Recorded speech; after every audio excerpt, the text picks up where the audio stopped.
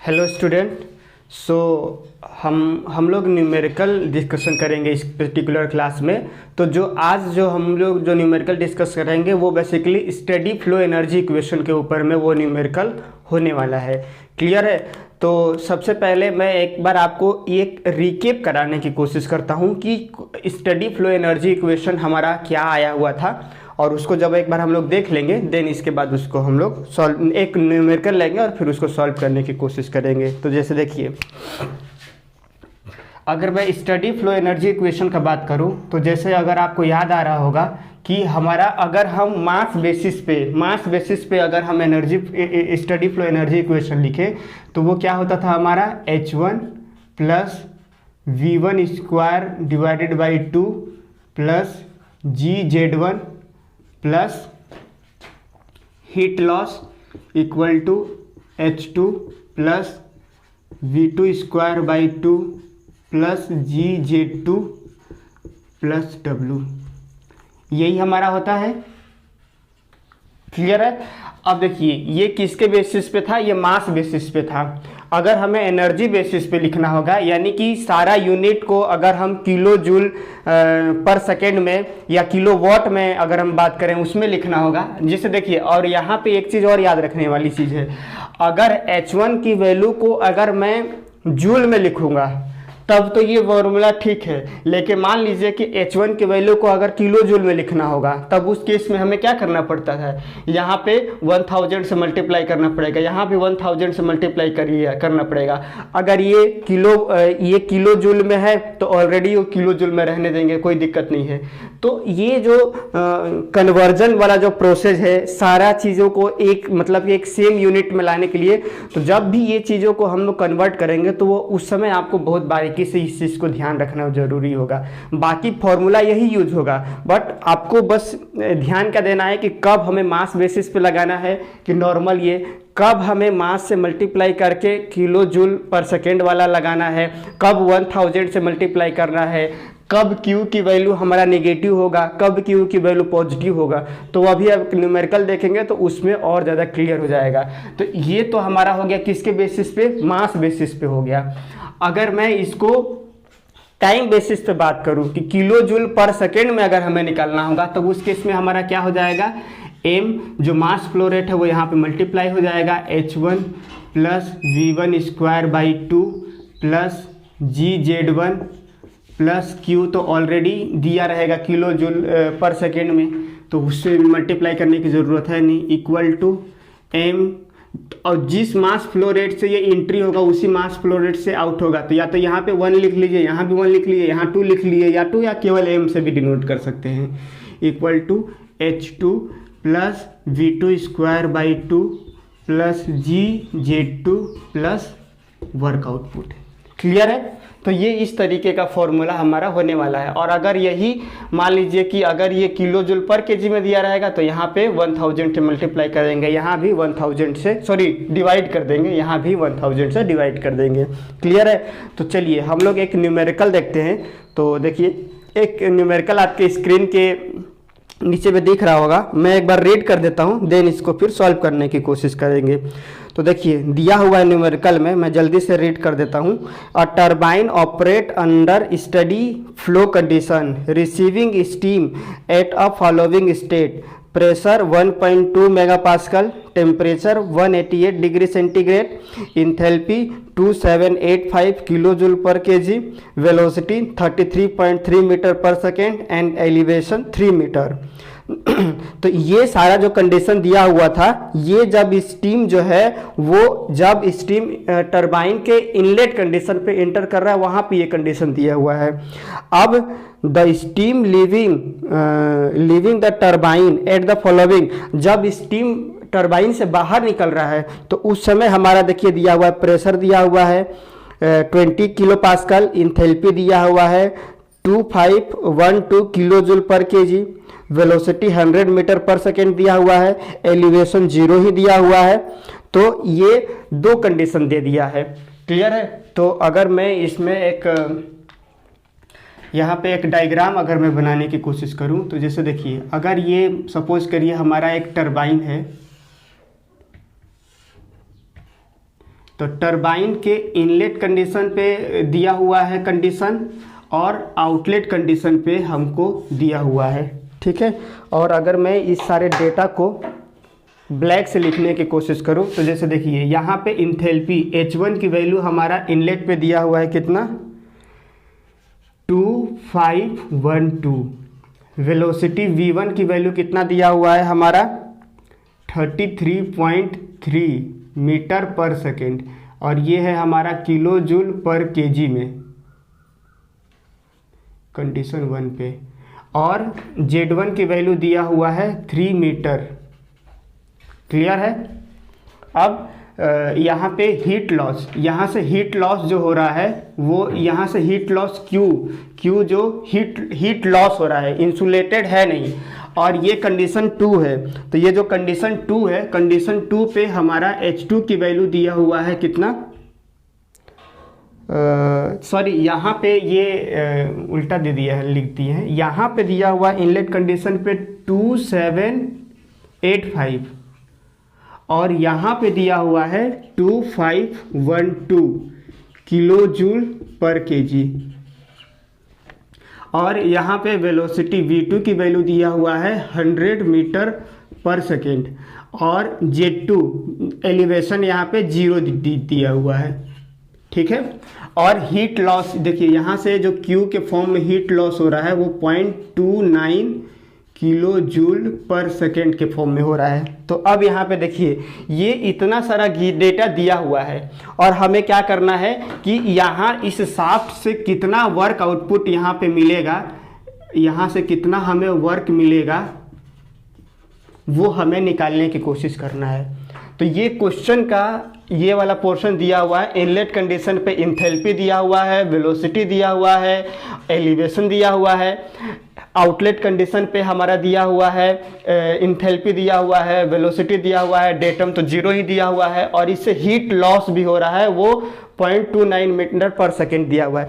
एक डेटा और दिया हुआ है कि मास फ्लो रेट, मतलब कि किस रेट से स्टीम इस पर्टिकुलर में इंटर कर रहा है, अगर मैं उसको m1 से डिनोट करूं तो वो दिया है 0.42 किलो जूल पर सेकेंड।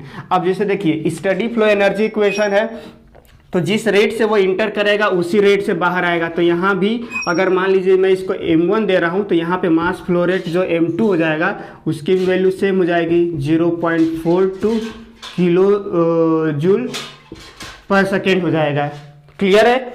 तो देखिए तो ये सारा डेटा हमें दिया हुआ है, और हमें क्या सॉल्व करना है कि ये टरबाइन का जब ये सारा इनपुट दिया हुआ है तो वो कितना पावर आउटपुट जनरेट करेगा। तो आपको करना क्या है, ये सारे इक्वेशन सॉल्व करने का सिर्फ एक फॉर्मूला है, स्टडी फ्लो एनर्जी इक्वेशन को लगाना है।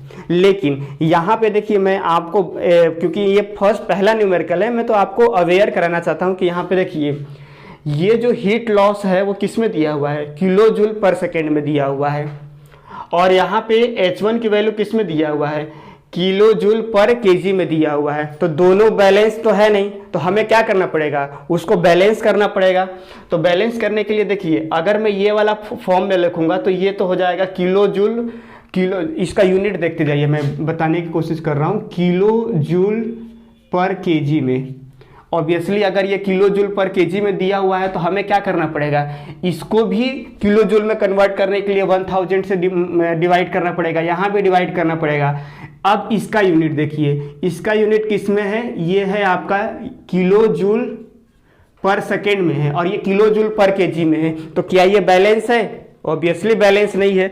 तो हमें क्या करना पड़ेगा, ये जो वैल्यू है H1 V1 और GZ1, तो जिस मास से लेके आ रहा है उस मास से अगर मैं मल्टीप्लाई कर दूंगा तब मैं ये देखूंगा तो ये किलो जूल पर सेकेंड में कन्वर्ट हो जाएगा। देखिए कैसे, H1 का यूनिट क्या है, किलो जूल पर केजी में है, और अगर इसमें मैं मास का यूनिट है केजी पर सेकेंड से मल्टीप्लाई कर दूंगा, देखिए ये केजी और ये केजी कट जाएगा तो हमारा अल्टीमेट यूनिट क्या बचेगा, किलो जूल पर सेकेंड हो जाएगा, और वही यूनिट है किलो जूल पर सेकेंड का।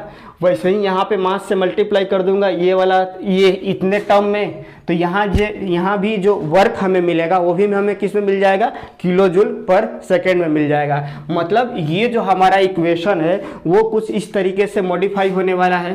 तो देखिए मैं उस इक्वेशन को यहाँ पे लिखता हूँ। तो इस इक्वेशन को अल्टीमेटली मतलब हमें इस इक्वेशन को यूज करना पड़ेगा। क्यों? क्योंकि हमें किलो जूल पर सेकेंड में आउटपुट भी निकालना है और हीट लॉस भी उसी फॉर्म में दिया हुआ है किलो जूल पर सेकेंड में। तो देखिए, तो हमारा इक्वेशन कैसे मॉडिफाई हो जाएगा, तो हमारा इक्वेशन हो जाएगा m.1 H1 प्लस, अब देखिए H1 का सारा वैल्यू किलो जूल पर केजी में दिया है, तो क्यों ना हम सारा डेटा, ये जो वेलोसिटी है इसको भी हम लोग 1000 से मल्टीप्लाई करके किलो जूल में ही कन्वर्ट कर दें। तो इसका वैल्यू क्या हो जाएगा, V1 square divided by 2000 plus GZ1 divided by 1000 plus heat loss. Clear है यहाँ तक? इक्वल टू हमारा क्या हो जाएगा, m.1, क्योंकि दोनों का वैल्यू सेम ही हो जाएगा, जिस रेट से वो इंटर करेगा उसी रेट से बाहर निकलेगा, H2 plus V2 square divided by 2000 plus GZ2 divided by 1000 plus power output, ये हो जाएगा। अब हमें क्या करना है, बस वैल्यू को पुट कर देना है। तो जैसे देखिए यहाँ पे m1 हमारा कितना है, 0.42, H1 की वैल्यू 2785 प्लस V1 कितना है 33.3 का square divided by 2000 plus GZ1 तो 3 into 9.81 divided by 1000 plus heat loss. देखिए यहाँ पे Q को मैंने पॉजिटिव लिखा हुआ है, लेकिन जब न्यूमेरिकल वैल्यू पुट करेंगे तो यहाँ पे मैं निगेटिव लिखूंगा। क्यों? क्योंकि सिस्टम से जो हमारा हीट है वो लॉस हो रहा है, तो 0.29 हो जाएगा इक्वल टू m.1, इसकी भी वैल्यू 0.42 हो जाएगा हमारा, H2 की वैल्यू 2512, वेलोसिटी 100 का स्क्वायर डिवाइडेड बाई 2000, ये इसकी वैल्यू तो 0 है, एलिवेशन तो ये 0 हो जाएगा, और प्लस पावर आउटपुट हमें W निकालना है। क्लियर है? तो ये इक्वेशन हो गया हमारा। अब हम लोग क्या करेंगे, इसी को सॉल्व कर देंगे। तो सॉल्व करने के बाद देखिए ये वाला, अगर लेफ्ट हैंड साइड वाले को अगर मैं सॉल्व करूंगा तो क्या आ रहा है, लेफ्ट हैंड, ये वाला आप लोग सॉल्व करिएगा। ये जो लेफ्ट हैंड साइड का ये इक्वेशन को अगर मैं सॉल्व करूंगा तो ये न्यूमेरिकल आएगा 1169.655 इक्वल टू, ये वाला वैल्यू को सॉल्व करेंगे तो ये आएगा 1057.41 प्लस W। तो यहाँ से जो हमारा वर्क आउटपुट है वो वैल्यू आएगा 112.515 किलोवाट। ठीक है, तो देखिए हमने क्या किया, हमें जो न्यूमेरिकल दिया हुआ है, देखिए मैं फिर से एक बार याद दिला देना चाहता हूँ कि ये न्यूमेरिकल को सॉल्व कैसे करना है। सबसे पहले जब आपको न्यूमेरिकल मिलेगा तो आप ये चेक करें कि ये जो इंथैल्पी के फॉर्म में जो भी दिया हुआ है, क्या वो किलो जूल में दिया हुआ है या जूल में दिया हुआ है। पहला तो ये फाइंड आउट करें। अगर किलो जूल में दिया हुआ है तो आपको क्या करना पड़ेगा, वेलोसिटी और ये जो पोटेंशियल एनर्जी है इसको भी हमें किलो जूल में कन्वर्ट करना होगा। तो उसके लिए क्या करना पड़ेगा, 1000 से डिवाइड करना पड़ेगा। तो ये पहला स्टेप अगर आप चाहें तो नोट डाउन करते जाइए कि पहला स्टेप क्या हमें देखना है कि क्या किलो जूल में दिया हुआ है या जूल में दिया हुआ है। अगर जूल में दिया हुआ है तब तो ठीक है, डिवाइड करने की ज़रूरत नहीं है। लेकिन मान लीजिए कि अगर ये किलो जूल में दिया हुआ है, ये भी किलो जूल में दिया हुआ है और ये निकालने के लिए भी बोल दिया है कि किलो जूल में ही निकालो, तो उस केस में आपको क्या करना पड़ेगा, वेलोसिटी और जो मतलब काइनेटिक एनर्जी और पोटेंशियल एनर्जी में 1000 से मल्टीप्लाई कर देंगे तो सारा जो यूनिट होगा वो किलो जूल में कन्वर्ट हो जाएगा। पहला तो ये हो गया। दूसरी चीज आपको क्या देखना है कि क्या यहाँ पे जो हीट लॉस दिया हुआ है या पावर आउटपुट दिया हुआ है वो किलो जूल पर केजी में निकालना है या किलो जूल पर सेकेंड में निकालना है, यानी मास बेसिस निकालना है या टाइम बेसिस निकालना है। अगर मास बेसिस निकालना है तब तो आपको यहाँ पे मास m से मल्टीप्लाई करने की ज़रूरत नहीं है। लेकिन अगर आपको यहाँ पे जैसे इस केस में यहाँ पे देखिए क्या दिया हुआ था, किलो जूल पर सेकेंड में दिया हुआ है, मतलब टाइम बेसिस पे है, तब आपको क्या करना पड़ेगा, यहाँ पे इसको मास में कन्वर्ट करने के लिए, मास टाइम बेसिस में लाने के लिए m से मल्टीप्लाई करना पड़ेगा। क्लियर है? तो अगर इस एक बार फॉर्मेट में आपका पता चल जाएगा कि आपका फॉर्मूला कौन सा यूज करना है, तो उसके बाद फिर तो सिंपल है, फिर सारा चीज़ क्या करना है, वैल्यू को पुट करना है। तो जैसे इस केस में क्या हुआ था, टरबाइन के इनलेट कंडीशन पे हमको इंथैल्पी, वेलोसिटी और डेटम और मास फ्लो रेट दिया हुआ था, आउटलेट कंडीशन पे दिया हुआ था, फॉर्मूला में हमने पुट किया, यहाँ पे हीट लॉस भी दिया हुआ था, तो क्योंकि लॉस हो रहा था इसलिए हमने नेगेटिव लिया, इसको सॉल्व किया, तो ये हमारा आंसर आ गया। ठीक है, तो ये रहा हमारा स्टडी फ्लो एनर्जी इक्वेशन का एक क्वेश्चन। एक दो मतलब कि और भी हम लोग क्वेश्चन देखते हैं। ठीक है,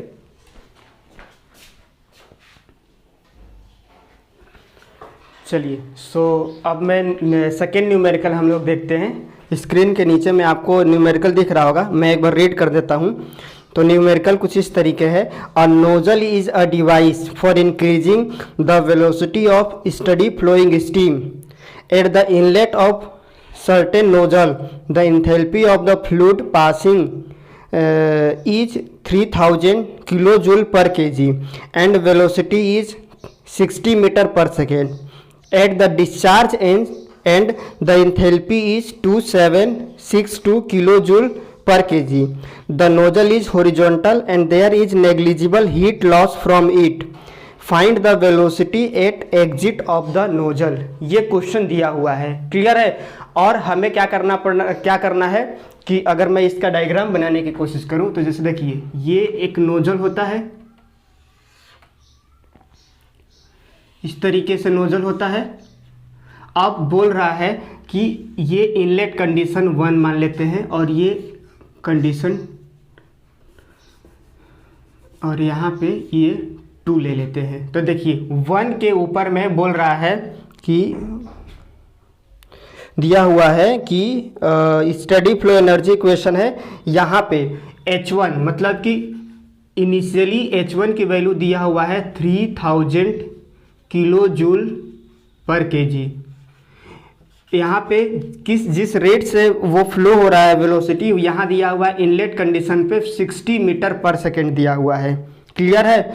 और क्योंकि वो नोजल को बोल रहा है हॉरिजॉन्टल मतलब हमारा Z1 इक्वल टू Z2, तो ये इक्वल हो गया, मतलब हमारा पोटेंशियल एनर्जी का जो भी होने वाला है वो टर्म नेग्लेक्ट कर देंगे। क्यों? क्योंकि हमारा जो मतलब कि दोनों सेम एलिवेशन पे है। अगर मैं यहाँ से एलिवेशन का बात करूँ, यहाँ से डेटम से, तो ये वाला जो वैल्यू है ये जो Z1 हो जाएगा, Z2 हो जाएगा और ये Z1 हो जाएगा, वो दोनों सेम एलिवेशन पे हैं। तो ये वाला वैल्यू हमारा नेग्लेक्ट हो जाने वाला है हॉरिजॉन्टल के कारण। अब आउटलेट कंडीशन पे देखिए H2 की वैल्यू दिया हुआ है, वो कितना दिया हुआ है, ये दिया हुआ है आपका 2762 किलो जूल पर केजी। और यहाँ पे क्या वेलोसिटी होने वाला है ये हमें फाइंड आउट करने की कोशिश करना है। क्लियर है? और दूसरा चीज़, ये जो है वो पूरी तरीके से इंसुलेटेड है, मतलब इससे जो हीट लॉस होने वाला है वो वैल्यू कितना होने वाला है, हमारा 0 होने वाला है। क्लियर है? तो अब देखिए ये तो हमारा इक्वेशन दिया हुआ है और हमें ये V2 की वैल्यू निकालना है। अब अगर मैं स्टडी फ्लो एनर्जी इक्वेशन लिखूं तो देखिए क्या लिखते हैं हम लोग स्टडी फ्लो एनर्जी इक्वेशन में। अब यहाँ पे भी किस में दिया है, किलो जूल पर केजी में, तो H1 plus V1 square divided by, मैं डायरेक्ट 1000 से मल्टीप्लाई कर दूं क्योंकि ये किलो जूल पर केजी में दिया हुआ है, तो क्यों ना हम सबको एक सेम यूनिट में लिख लें। तो H1 plus V1 square upon 2000 plus GZ1 plus कितना हीट लॉस होने वाला है इक्वल टू H2 प्लस, अब देखिए यहाँ भी हमें 1000 से मल्टीप्लाई करना पड़ेगा। ठीक है, अगर हीट लॉस किलो जूल पर केजी में तो ठीक है, लेकिन अगर ये भी जूल में दिया रहता तो इसको भी 1000 से हम लोग डिवाइड कर देते, equal to V2 square divided by 2000 plus GZ2 divided by 1000 plus W। अब देखिए, क्योंकि ये नोजल है तो नोजल पूरी तरीके से इंसुलेटेड है तो हीट लॉस जीरो होगा, और नोजल से हमें कोई पावर आउटपुट मिलता नहीं है तो ये भी जीरो हो जाएगा। प्लस ये जो GZ1 और Z2 दोनों सेम हॉरिजॉन्टल लेयर पे, तो ये वाला टर्म्स भी हमारा कैंसिल होने वाला है। तो फाइनली हमारा जो इक्वेशन आएगा वो क्या मिलेगा, H1 plus V1 square divided by 2000 ये equal to H2 plus V2 square divided by 2000। इस तरीके से हमारा इक्वेशन रिड्यूस होने वाला है। अब H1 की वैल्यू पुट कर दीजिए। H1 की वैल्यू कितना है, 3000 प्लस 60 का square divided by 2000 equal to H2 कितना है, 2762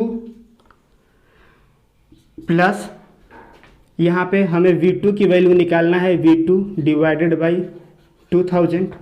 तो ये 3000 प्लस 60 का square upon 2000 plus 2762 plus V2 square by 2। अब अगर हम इसको सॉल्व करेंगे तो यहाँ से आप सॉल्व कर लीजिएगा, तो आपका V2 की वैल्यू आएगा 692.5 मीटर पर सेकेंड। तो ये हमारा वेलोसिटी हो जाएगा नोजल के केस में। ठीक है, तो हमने देखिए क्या किया, इस केस में हीट लॉस तो जीरो दिया हुआ था और नोजल से हमें कोई पावर आउटपुट तो मिलता नहीं है, और प्लस जो नोजल था वो हॉरिजॉन्टल दिया हुआ था। तो ये जो इक्वेशन है उसको हमने सिंपलेस्ट फॉर्म में इस फॉर्म में रिड्यूस कर लिया है। अब ये क्योंकि किलो जूल पर केजी में दिया है इसलिए यहाँ पे हमने 1000 से मल्टीप्लाई करके इसको भी किलो जूल में कन्वर्ट कर लिया है। अब ये सारा वैल्यू H1 H2 की वैल्यू दिया हुआ था, इनलेट पे वेलोसिटी की वैल्यू दिया हुआ था, इसकी वैल्यू को पुट कर दीजिए तो यहाँ पे आपका आउटपुट पे कितना वेलोसिटी होगा वो हमारा निकल जाएगा। तो ये हमारा दूसरा न्यूमेरिकल रहा। ठीक है।